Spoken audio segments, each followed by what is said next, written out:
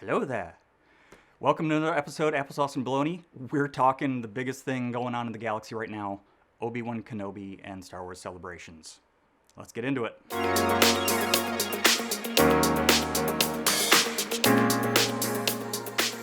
Hey everyone, welcome to another episode. Eric can't be here today, so I'm joined by a very special guest, Sean from Pop Culture Cult. Sean is currently at Star Wars Celebration. Super jealous about that. So before You we should talk be. about the ele- yeah, so before we talk about the Elephant Man in the room, let me know what's Star Wars Celebration like. I've obviously never been there. This is a long-awaited out of hyperspace, out of a cryogenic freeze for you. Um, Right. what's it been like, man? Um, so our con experiences in the past have been Phoenix Comic Con. We went to Salt Lake Comic Con last September. We've done Amazing Las Vegas Comic Con, which is a smaller con, more comic book based and stuff. And so for the first time, we got to see something just with one fandom, and it's my primary fandom. And so it's been slightly overwhelming at times.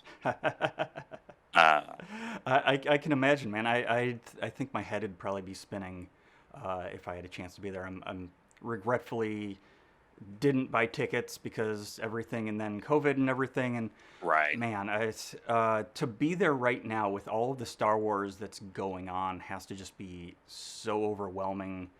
I mean, they announced Andor release date. They talked about starting Ahsoka. They talked about something with Jude Law, Skeleton Crew. Skeleton Crew, yes, yes. Um, I mean, so all right. I don't want to get too off topic.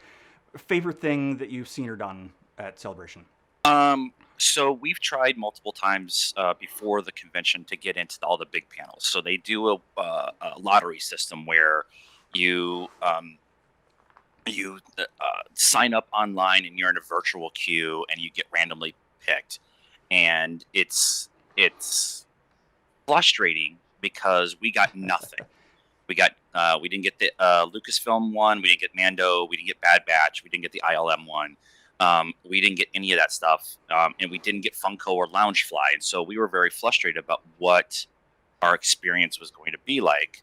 And then, like I told you this morning, we finally got in for the Mando experience, and Very cool. so I'm very excited about that. We actually go in about an hour, um, but the most favorite thing I've done so far is just wandering the floor.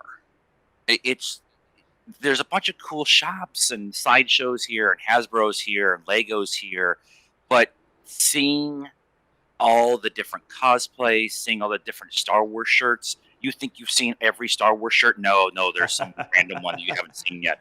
But for me, it's we talked about it yesterday.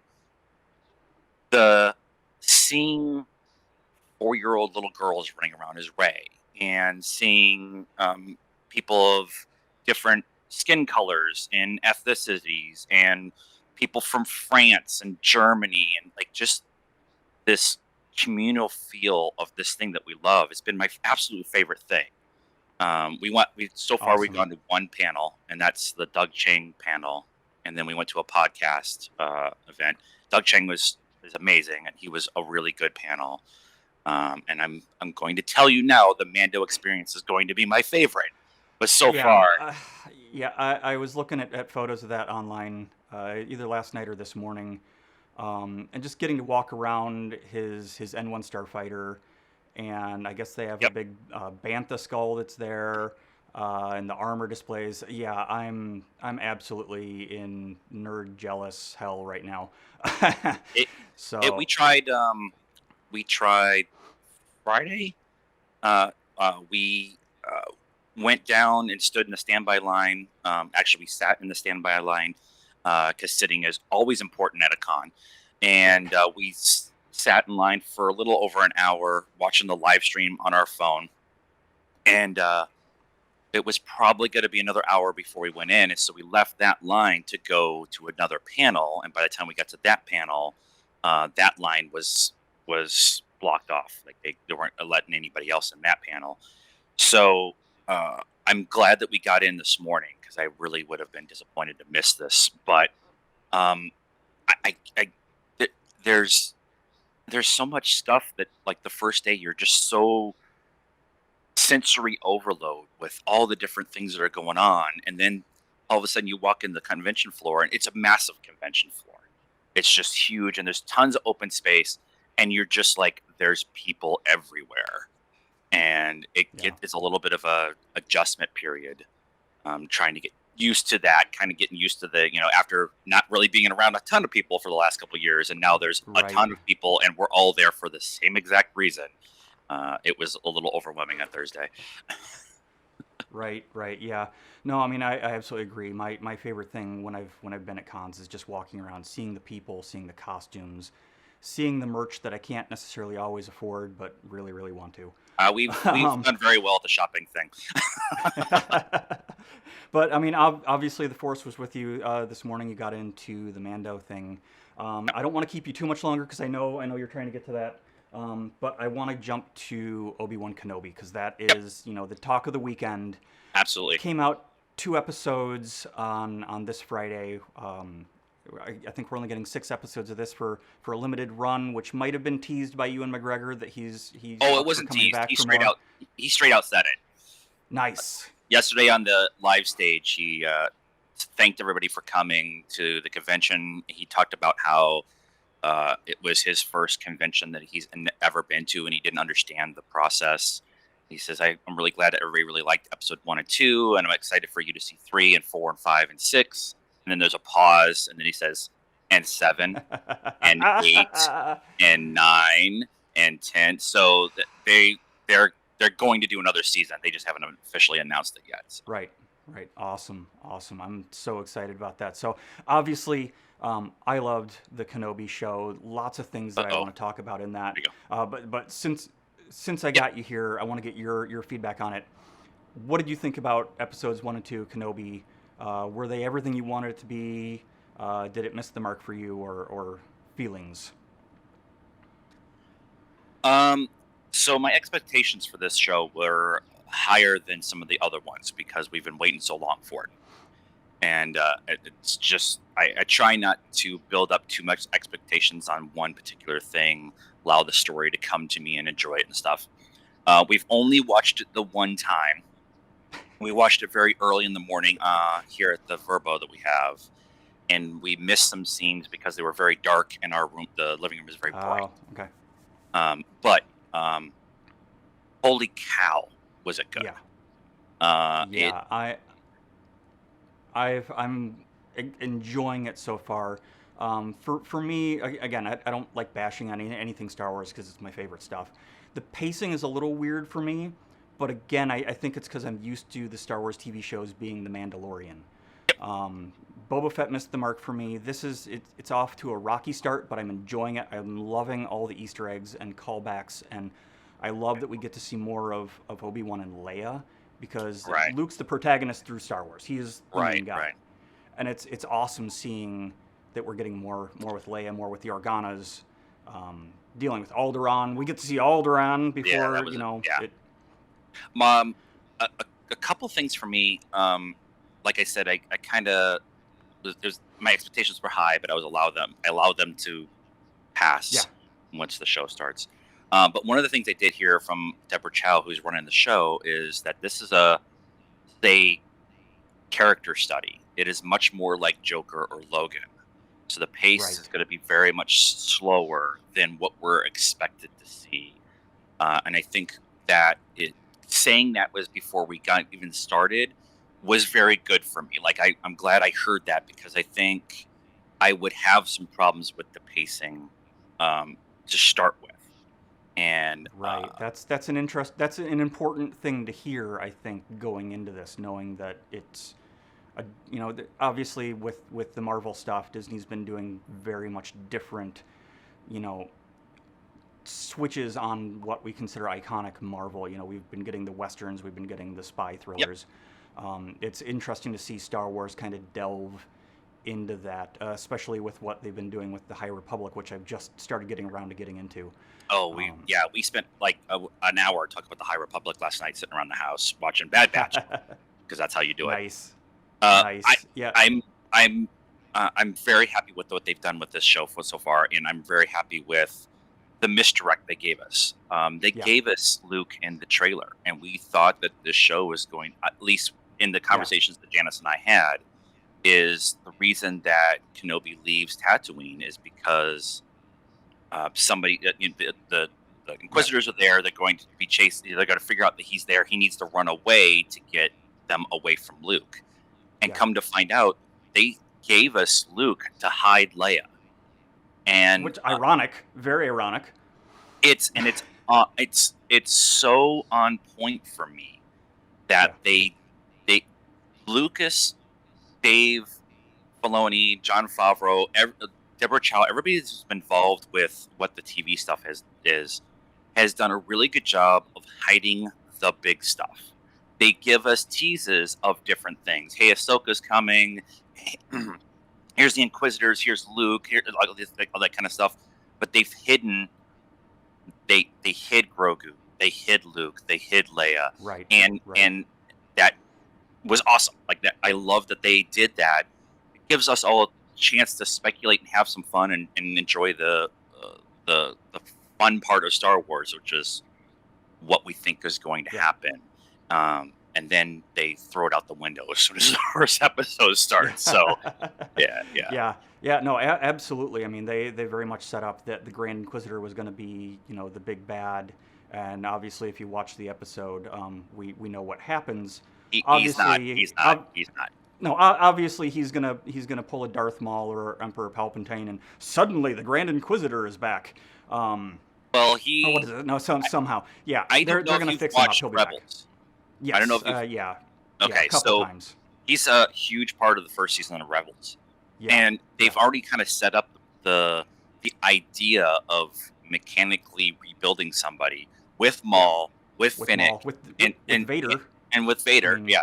And so, and he's in the trailer at the yeah, yeah, Inquisitorius, whatever. So we yeah, know he's not, but right, it's definitely it was a expectation subversion when that all yeah, happened, and yeah. it No, adds character, it uh, uh, adds what's the word? I've had one cup of coffee.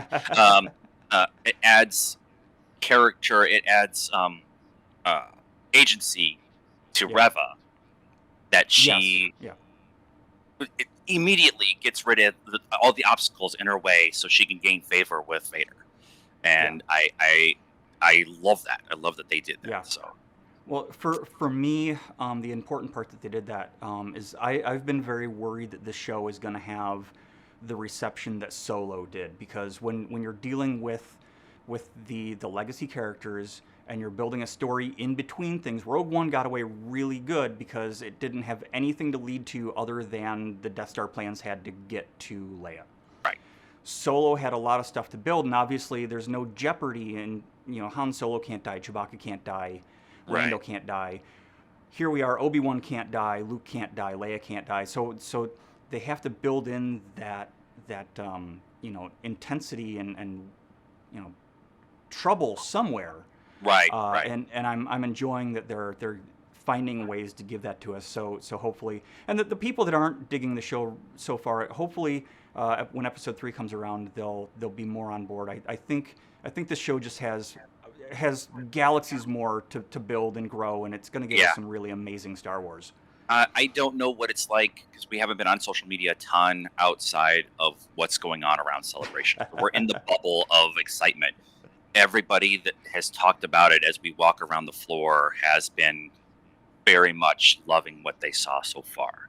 And this has been Ewan's and Hayden's con. They have Yeah. been in almost every big panel. They showed up at the 20th anniversary of Clone Wars panel. They weren't expected to be there. Ewan came out on stage, like I said, yesterday to close out the live stage. And so it's Kenobi stuff everywhere. There's a booth on Thursday that was empty, like right as you walk in the front door. And we were like, this is really weird. The at the Lucasfilm panel, they invited everybody that was in the room to go watch Kenobi back in that room with the cast and everybody that night. That's awesome. So they had a big premiere party here.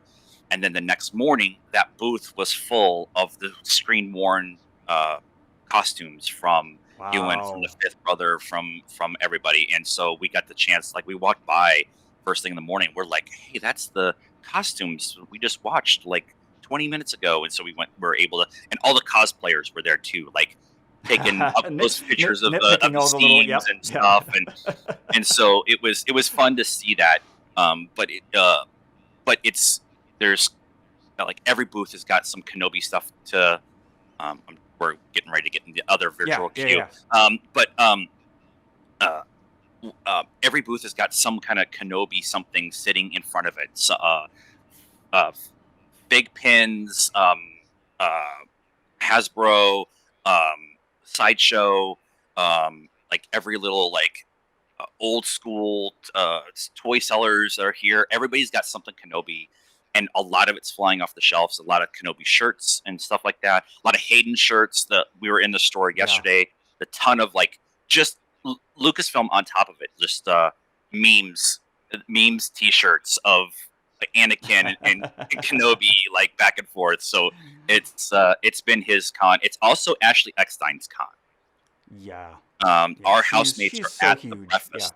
Yeah, our housemates are at the breakfast with her and Matt Nice. Lantner this morning, Oh, and that's awesome. she's been everywhere. And so it's the experiences. I've talked about it. We don't know where they're going to announce. They're going to announce tonight where the next one's going to be. It's been slipped that it's going to be next year. So I don't know if that's just a play on words. But it's definitely it sounds like maybe they're going to do it again next year, to kind of maybe get caught up on the 3 years that we've missed. Well, it used to flip between I say here, I'm not here, between Anaheim and Florida, right? So or did it go to... the last one before this one was in Chicago. The one before that was Orlando. The one before that was London, and the one before that was here in Anaheim. Oh, okay. So we're thinking that either they'll be back here in Anaheim, or it'll be like New York or somewhere they haven't really been yet.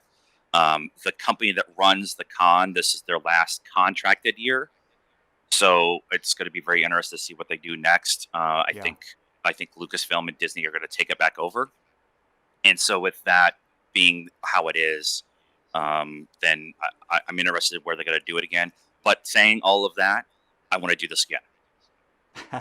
I know. Yeah, I've been sitting here thinking to myself, God, I've talked about going to this for many years, and I'm really bummed that I'm missing out on the big Star Wars year, because this is obviously one of the biggest Star Wars years that we're gonna get.